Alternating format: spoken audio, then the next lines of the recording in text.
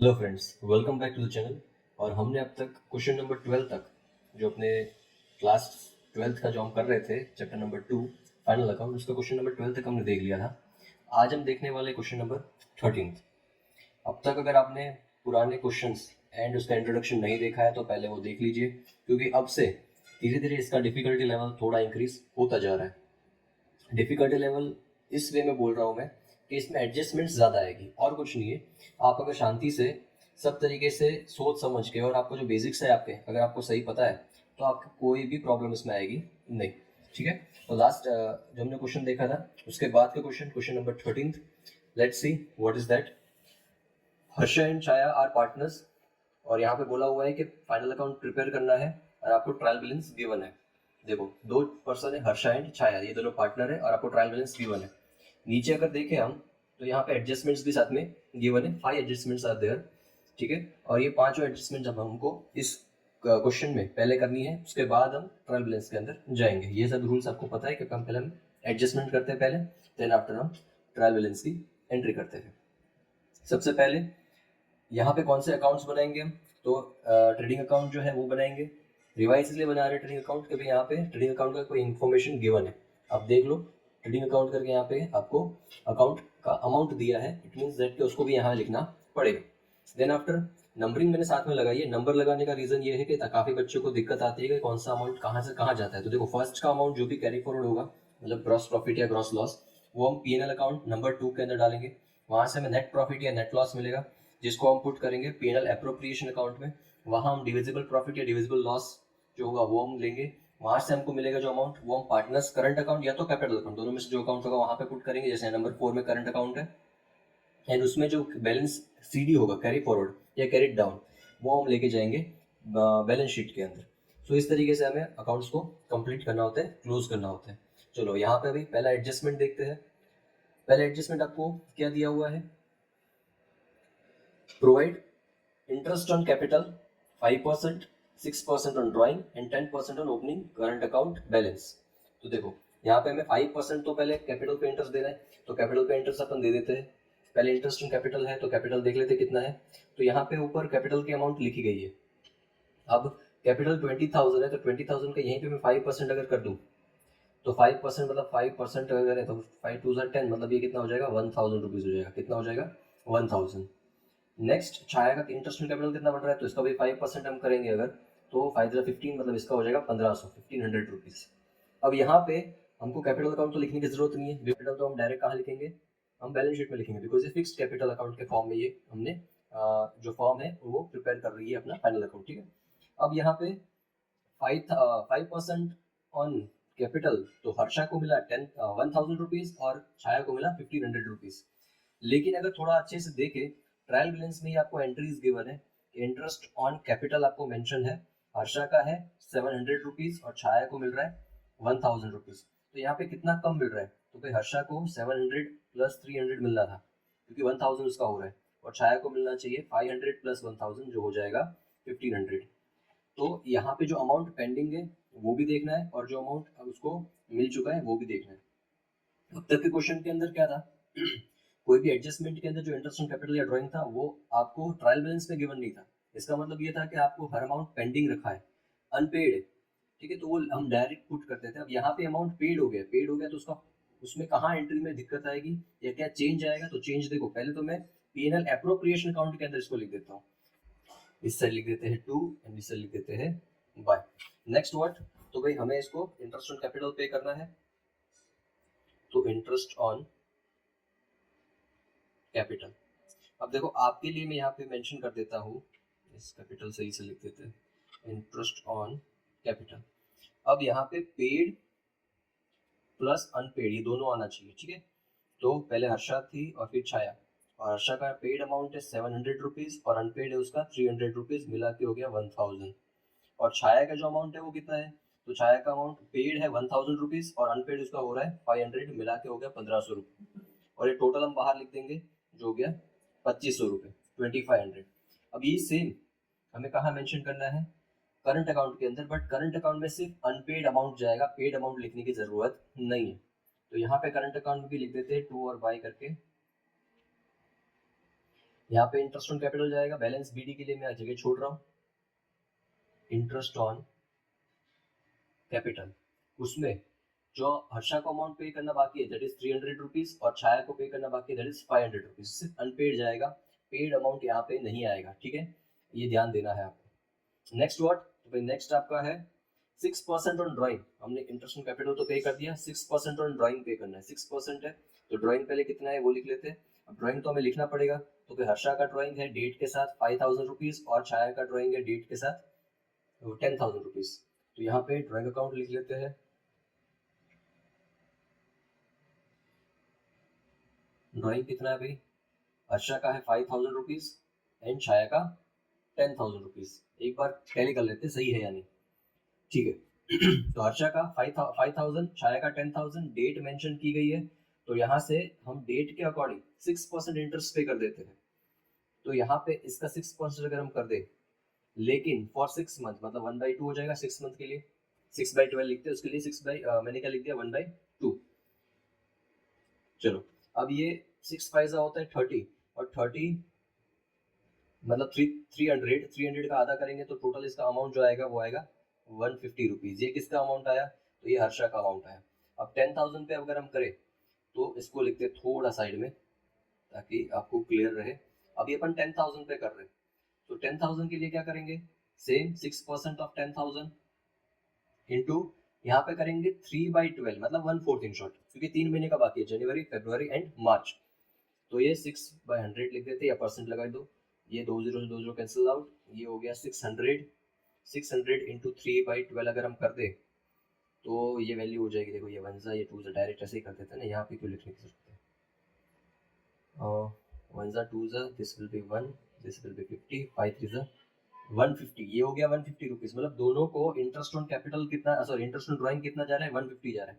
ये हिसाब किताब आपको दिखा दी मैंने, या इरेज कर देता हूँ और सिर्फ अमाउंट लिख देता हूँ, तो इनका ड्राइंग जो जा रहा है वो 150 जा रहा है, इनका ड्राइंग भी जा रहा है 150। अब यहाँ पे देखें तो इंटरेस्ट ऑन ड्राइंग आपको पहले से मेंशन किया हुआ है, ये रहा इंटरेस्ट ऑन ड्राइंग, हर्षा का 100 रुपीज, तो 100 में प्लस 50 करना पड़ेगा, क्यों, बिकॉज उसका 150 का इंटरेस्ट बन रहा है, और छाया का है 50 रुपीज, तो यहाँ प्लस 100 करना पड़ेगा बिकॉज उसका 150 का इंटरेस्ट बन रहा है। तो यहाँ पे भी कुछ अमाउंट पेंडिंग है, कुछ अमाउंट उन्होंने पे हमें कर दी है, तो जो पेंडिंग है उसको लिख देंगे और जो पे की है वो उसको हमें नहीं लिखना है। क्यों नहीं लिखना है, बिकॉज आपको मैंने पहले बताया कि जो अनपेड है या तो वो हमें पे करेंगे या हम उसको पे करेंगे, लेकिन अनपेड अमाउंट ही हमें मेंशन करना है। तो यहाँ पे इंटरेस्ट ऑन ड्राइंग लिख देते हैं पहले। अब देखो आपको समझ आ गया इसलिए पहले मैं यहाँ पे लिख रहा हूँ करंट अकाउंट के अंदर इंटरेस्ट ऑन ड्राइंग। अब जो अनपेड है वो तो भाई हर्षा को पे करने हैं 50 रुपीज, एक बार देख लेते हैं 50 ही रुपीज है, हाँ, और छाया को पे करने हैं 100 रुपीज, बाकी पेमेंट हो चुका है। इसका दूसरा इफेक्ट है पेनल एप्रोप्रिएशन अकाउंट के अंदर, लेकिन वहां पे सब कुछ आएगा, तो वहां पे इंटरेस्ट ऑन ड्राइंग अगर हम करेंगे तो वहां पे पूरा पूरा अमाउंट आएगा, अनपेड प्लस पेड, तो इस बार आपको सब नॉलेज है इसलिए यहाँ पे सब कुछ नहीं लिख रहा हूँ, वरना ऐसे अनपेड प्लस पेड लिखना आपको समझने के लिए लिखा था और कुछ नहीं था। तो यहाँ पे अनपेड उसका पेड अमाउंट 100 रुपीज है और अनपेड 50 रुपीज है, और यहाँ पे पेड अमाउंट 50 है और प्लस 100, दोनों का वैल्यू तो 150 जा रहा है, तो बाहर आ जाएगा 300 रुपीज। ये हो गई ड्राइंग की एंट्री खत्म। अब बात करें नेक्स्ट, तो 10% on opening balance of current account हमें पे करना है, तो 10% on opening balance of current account, तो करंट अकाउंट के पहले अपन बैलेंस लिख देते हैं। तो पहले बैलेंस आपको दिया हुआ है करंट अकाउंट का, एक छाया का अकाउंट दिया है जो क्रेडिट में दिया है 4000, तो यहाँ पे बैलेंस बीडी लिख देते हैं और छाया में लिख देंगे 4000। और दूसरा आपको दिया हुआ है हर्षा का करंट बैलेंस डेबिट साइड 6000 से, तो देखो यहाँ पे हर्षा का तो इस साइड नहीं आएगा, यहाँ पे आएगा बैलेंस बीडी और ये आएगा 6000 रुपीज, ये छाया में कुछ नहीं आएगा, ठीक है। चलो इतना हुआ क्लियर। अब इसका इंटरेस्ट ऑन करंट अकाउंट लिखना है, कितना 10% देना है, तो इसके लिए भी हम क्या कर रहे हैं, ये सब चीजें मैंने लिख दी है तो यहाँ से इरेज कर देता हूँ, आपको नॉलेज में आ गया है क्या करना था। अब देखो इसका हमें 4000 पे 10% देना है, मतलब कितना हो जाएगा 400 400, और यहाँ पे 6000 पे 10% देना था तो कितना हो जाएगा, ये हो गया 400 रुपीज और 6000 पे 600 हो जाएगा, ठीक है।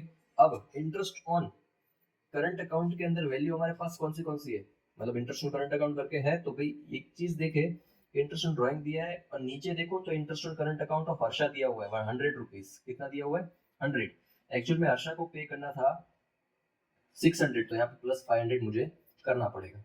500 प्लस 100 लिखूंगा तब जाके 600 हो जाएगा। और छाया का कोई इंटरेस्ट ऑन करंट अकाउंट नहीं है, तो उसको मुझे 400 पूरा लिखना पड़ेगा।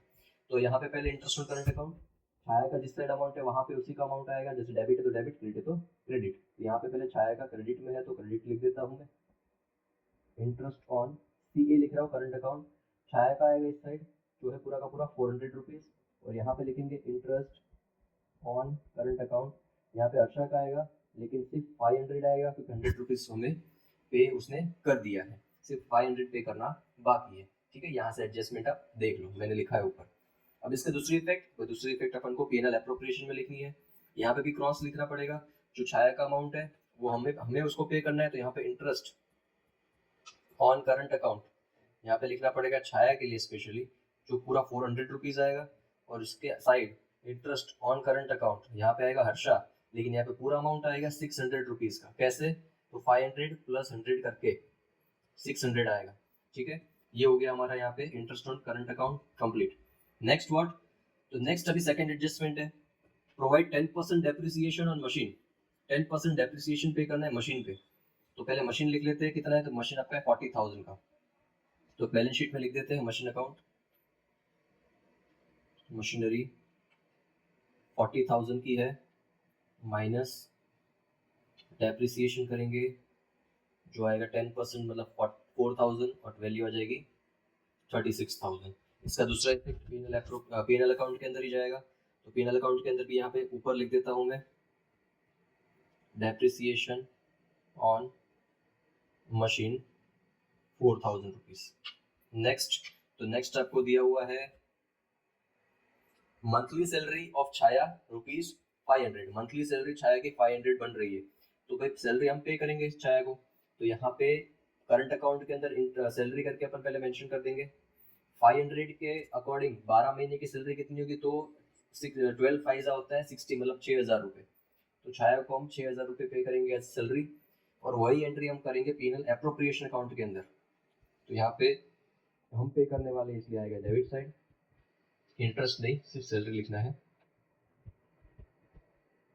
सैलरी किसको पे करनी है? छाया को पे करनी है। कितनी? 6,000 रुपीज़। मंथली सैलरी से हम ईयरली सैलरी में कन्वर्ट कर देंगे। चलो next, total of cell book is undercast by 300। Cell book जो आपका है वो अंडरकास्ट है 300 रुपये से। 300 रुपये पहले तो यहाँ पे अभी सेल तो गिवन है नहीं, ट्रेडिंग अकाउंट गिवन है, तो ट्रेडिंग अकाउंट पहले मेंशन कर देते हैं। ठीक है, उसके साथ सेल अकाउंट लिख देते हैं। तो ट्रेडिंग अकाउंट अपना है 24,700। तो यहाँ पे मैं ऊपर ट्रेडिंग अकाउंट के अंदर ही लिख रहा हूँ बाई करके बैलेंस BD। क्यों BD लिख रहा हूँ बैलेंस BD पे? बिकॉज बैलेंस था ऊपर से, वो मैं नीचे मतलब नीचे लिख रहा हूँ, ब्रॉट डाउन कर रहा हूँ। 24,700 से बैलेंस BD लिख दिया। अब क्या? तो अब इसके आगे हमारा जो एक एडजस्टमेंट था, total sale book is undercast by 300 rupees. तो यहाँ पे उसको लिख देते हैं sale undercast by 300 by sale undercast कितने से था वही लिख देना डायरेक्ट, 300 रुपये से। चलो ये हो गया क्लियर। नेक्स्ट फिफ्थ नंबर के एडजस्टमेंट, 1700 रुपये are to be transfer to general reserve. 1700 हमें जनरल रिजर्व को रिजर्व पे रखने हैं। तो जनरल रिजर्व आता है अपना P&L एप्रोप्रिएशन अकाउंट के अंदर, तो उसमें भी मेंशन कर देते हैं। यहाँ पे लिख देता हूँ मैं जनरल रिजर्व कितना है 1700। चलो इतना हुआ क्लियर। अब अपन देखते हैं ट्रायल बैलेंस की एंट्रीज। ड्राइंग हो गया था, करंट अकाउंट हो गया था, इंटरेस्ट ऑन कैपिटल हो गया था, मशीनरी हो गया था। बाकी है इंटरेस्ट ऑन लोन। तो लोन का इंटरेस्ट है 200 रुपीज। यहाँ पे साइड में इंटरेस्ट ऑन लोन दिया है, उसके साथ आपको लोन अकाउंट भी दिया है हर्षा का 110, मतलब 6 मंथ का लोन। अगर हमने लोन लिया है तो 6 मंथ का इंटरेस्ट पे करना पड़ेगा 10,000 पे। 10,000 का 6% मतलब कितना हो गया? 10,000 का 6% विल बी 600 रुपीज, लेकिन उसका हाफ करना पड़ेगा क्योंकि ये आधे साल का है, तो आ जाएगा 300। 300 में से 100 रुपीज पे करना बाकी है, 200 तो पे कर दिया है। तो जो बाकी है उसको हम कहाँ लिखेंगे? तो उसको पहले लिख देते हैं। मैं दोनों चीजें लिख देता हूँ एक साथ ताकि बाद में उसकी जरूरत ना पड़े लिखने की। तो लोन ऑफ, ये हर्षा की लोन थी मेरे ख्याल से, हर्षा ने दी थी, जो है 10,000 की, और उसके साथ इंटरेस्ट ऑन लोन ये आउटस्टैंडिंग है, ठीक है, जो है 100 रुपीज़ का, ये आउटस्टैंडिंग इंटरेस्ट था 100 रुपीज़ का और लोन हर्षा की थी, ठीक है। उसका दूसरा इफेक्ट, तो दूसरा इफेक्ट आएगा पीएनएल अकाउंट के अंदर सिर्फ इंटरेस्ट है, क्योंकि इंटरेस्ट ऑन लोन है, वही अपना क्या होता है, एक तरीके का लॉस। इंटरेस्ट ऑन लोन यहाँ पे लिखेंगे 200 प्लस 100 मिला के लिख देंगे बाहर 300 रुपीज़। चलो ये लोन वाली एंट्री भी हुई खत्म, मतलब हमने ये दोनों कर दी। सैलरी है मंथली 12,000, मंथली 100,000 रुपये, तो मंथली अगर 1000 है तो 12 महीने की 12,000 होनी चाहिए, बट यहाँ 13,000 दिए, मतलब एक महीने का एडवांस हमने दे दिया है। एक महीने का एडवांस दिया है तो आपको पता है बैलेंस शीट कैसे चले, अपन लिख देते हैं उसको। तो यहाँ पे सैलरी, यहाँ पे एडवांस लिखना है तो एडवांस लिख सकते हो, जो 1000 का हमने पे कर दिया है। और पीएनएल अकाउंट के अंदर की अपन सैलरी को लिख देते हैं साथ में। यहाँ पे एक्चुअल में 13,000 बन रहा है, बट उसमें से प्रीपेड सैलरी माइनस कर देंगे, ये में प्रीपेड सैलरी लिखा है, माइनस कर देंगे 1000 रुपये और बाहर लिखेंगे 12,000 रुपये। चलो ये हो गया क्लियर। नेक्स्ट सैलरी ऑफ छाया। अच्छा, छाया की सैलरी ऑलरेडी पे कर दी है, रुको, तो हमने सैलरी तो पूरी 6,000 की लिखी थी, बट यहाँ पे देखो छाया की सैलरी 5,500 तो लिख दी है, तो यहाँ पे थोड़ा चेंज करना पड़ेगा। सैलरी में यहाँ पे लिखेंगे सिर्फ 500 रुपीज़, क्योंकि मैंने आपको बताया था जो पे करना बाकी है अनपेड है वही आएगा, तो यहाँ सैलरी सिर्फ 500 की पेमेंट बाकी है वो लिखेंगे। और दूसरा, तो दूसरा यहाँ पे जो एंट्री है वो सही है, 6,000 की, 5,500 पहले लिख दिए, आपको मेंशन करना है तो मेंशन कर सकते हो, प्लस 500 और वैल्यू आ गई बाहर 6,000, ठीक है। चलो ये एडजस्टमेंट अपनी हो गई थी, अच्छा हुआ हमारा ध्यान चला गया ताकि हमारा कोई मिस्टेक आगे ना दिखे। डेटर्स 15,000 के, डेटर्स लिख देते हैं 15,000 के।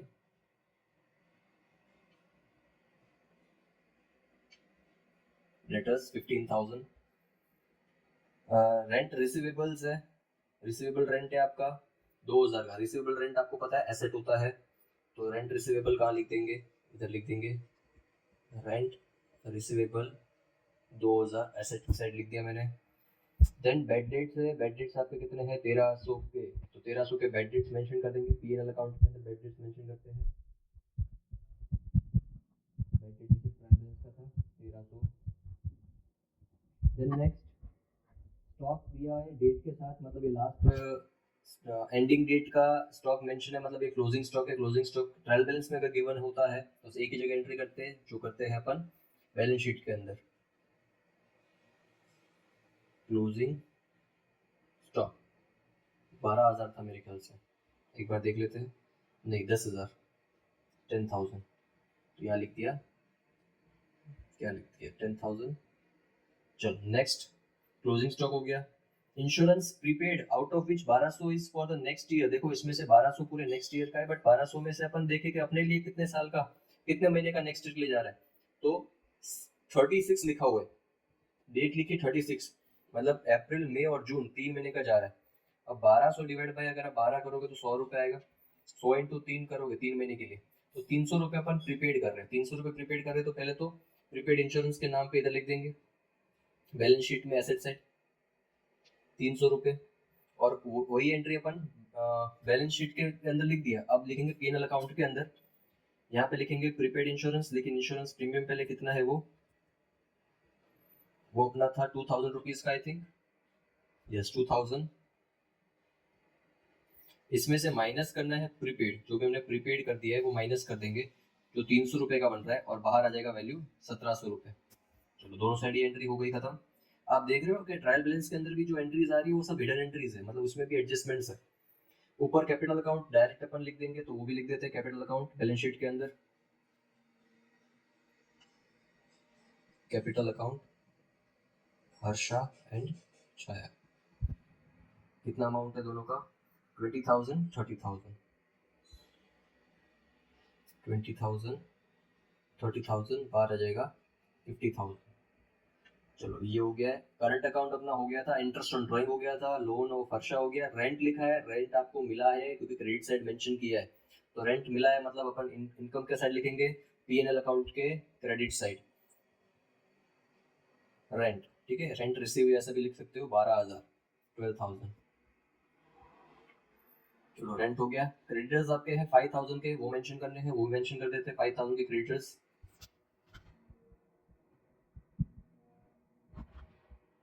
5,000। नेक्स्ट व्हाट, तो नेक्स्ट एंट्री है अपनी ट्रेडिंग अकाउंट अपने लिख दिया है, बैंक बैलेंस यहाँ लिखा है बट बैंक बैलेंस एक्चुअल में ये ओडी है, बैंक ओवरड्राफ्ट है 5450 रुपीज का, क्योंकि ये क्रेडिट साइड गिवन है, ठीक है। तो यहाँ पे लिख देंगे कि बैंक बैलेंस अपन नहीं लिखेंगे, ये बैंक ओडी लिखेंगे, ओवरड्राफ्ट है 5450 रुपीज से। चलो ये हो गया कंप्लीट। उसके बाद इंटरेस्ट ऑन करंट अकाउंट हो गया था, और सस्पेंस अकाउंट अपन कहीं मेंशन नहीं करेंगे, तो सस्पेंस अकाउंट अपना कहीं पे भी नहीं आएगा, क्योंकि फाइनल अकाउंट के अंदर सस्पेंस अकाउंट नहीं आता है। फाइनल अकाउंट के अंदर हर कोई एंट्री प्रॉपर तरीके से नाम के साथ आती है, कोई यहाँ सस्पेंस मतलब हमें नहीं पता है ऐसा कोई एंट्री इधर नहीं आती, क्योंकि वो एडजस्टमेंट में कहीं ना कहीं एडजस्ट हो गया होगा, ऐसा मान के चलना है हमें। अब हमारी यहाँ पे सब एंट्रीज हो गई खत्म, हमको 1 बाय 1 अकाउंट को क्लोज करना है। कैलकुलेटर ले लेता हूँ मैं।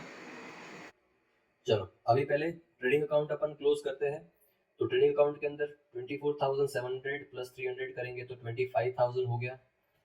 तो इसको यहाँ पे लिख देंगे 25,000 कंप्लीट,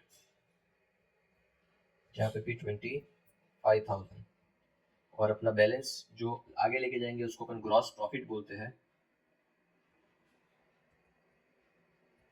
वो भी कितना आ जाएगा 25,000। इसको कहाँ लेके जाएंगे, तो इसको सेकंड नंबर के अंदर लेके जाएंगे, दैट इज पीएनएल अकाउंट के अंदर। यहाँ लिखेंगे ऊपर क्रेडिट साइड, ऊपर 2 बाई लिख देना एक बार, बाई ग्रॉस प्रॉफिट 25,000। इतना हो गया कंप्लीट। अब इसको हम क्लोज करने की ट्राई करेंगे। अब यहाँ पे पहले 1 मिनट देख लो, ग्रॉस प्रॉफिट अपन ने लिखा था तो ये बाई दिख नहीं रहा, तो पहले उसको सही से लिख देते हैं।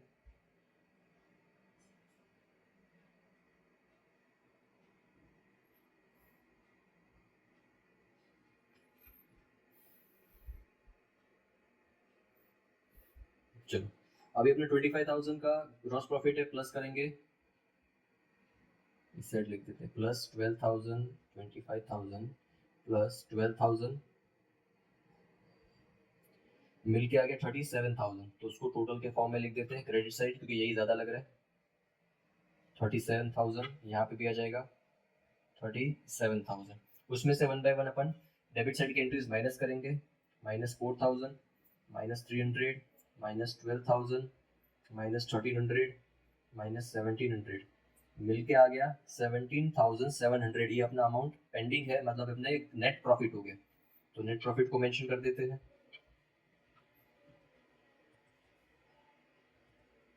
नेट प्रॉफिट आया 17,700। इसको लिखेंगे नंबर थर्ड वाले अकाउंट के अंदर, मतलब एप्रोप्रिएशन अकाउंट जो बनाए उसके अंदर ऊपर लिख देंगे नेट प्रॉफिट 17,700। इसमें प्लस करेंगे 300, प्लस करेंगे 600, मिल के आ गया 18,600। 18,600 को वहां पे नीचे लिख देंगे टोटल के फॉर्म में।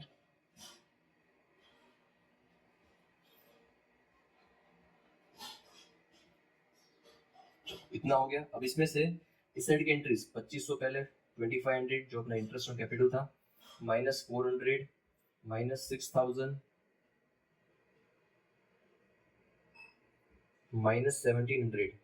ये माइनस करेंगे तो आएगा 8,000। ये 8,000 जो है डिविजिबल प्रॉफिट है, तो डिविजिबल प्रॉफिट मेंशन कर देते हैं।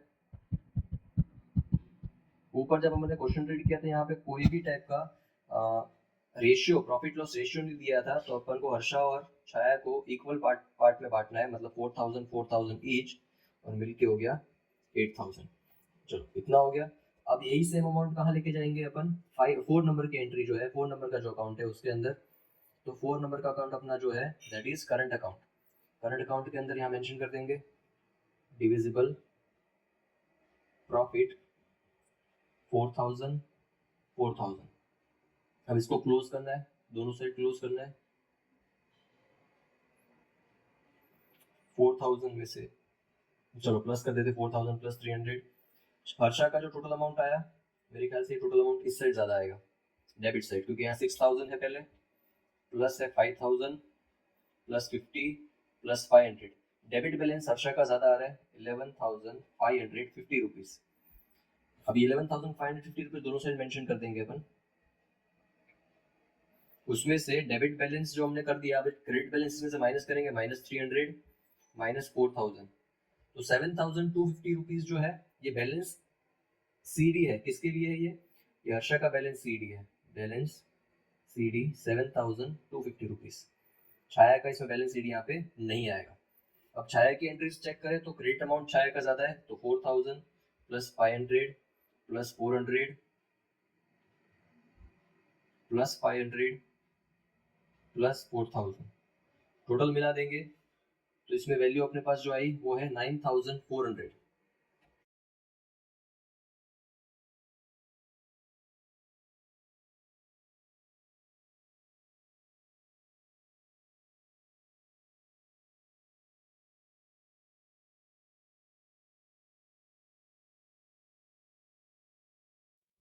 तो यहाँ पे डेबिट बैलेंस ज़्यादा दिख रहा है कि भाई 10,000 प्लस 100 क्लियर दिख रहा है कि ये 10,100 है, जैसे कि ड्राइंग का 10,000 plus interest on drawing 100 plus करेंगे तो वैल्यू आ जाएगी 10,100 रुपीज 500 एंड माइनस 4,000 और इस साइड भी हम लिखेंगे 10,100 रुपीज आया। अब आगे क्या करेंगे, बैलेंस शीट का डैश किया था वो हटा दिया मैंने, जो अमाउंट दोनों यहाँ पे एसेट साइड जाएगी। अब अपन क्रेडिट बैलेंस अगर करेंगे तो ये एंट्रीज यहाँ पे अगर हमें दिख रही है तो हमें एसेट साइड ही लिखनी है। हर जगह क्रॉस में एंट्री करते हैं, बट ये ध्यान देना है कि करंट अकाउंट का कैपिटल अकाउंट का जो जिस साइड एंट्री होता है उस साइड बैलेंस शीट में एंट्री जाता है।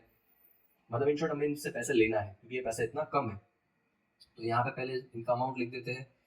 तो करंट अकाउंट के अंदर लिख देते हैं हर्षा का और छाया का अमाउंट।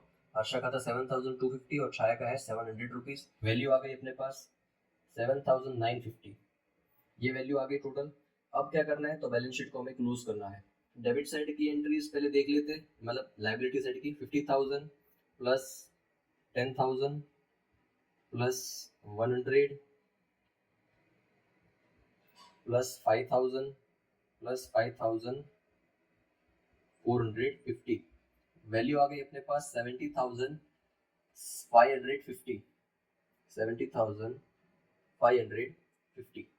अच्छा, इसमें एक एंट्री अपन की बाकी रह गई शायद, जनरल रिजर्व की एंट्री यहाँ नहीं लिखी। मैंने आपको बताया जनरल रिजर्व एक जगह आता है, बट बैलेंस शीट में जनरल रिजर्व आता है, तो ये यहाँ पे अपन भूल गए थे, उसको लिख देंगे जनरल रिजर्व, क्योंकि रिजर्व भी इधर आते हैं, ठीक है। तो वो मेंशन कर देंगे 1700 के थे, तो प्लस इसमें कर देते हैं 1700, तो वैल्यू आ गई 72,250।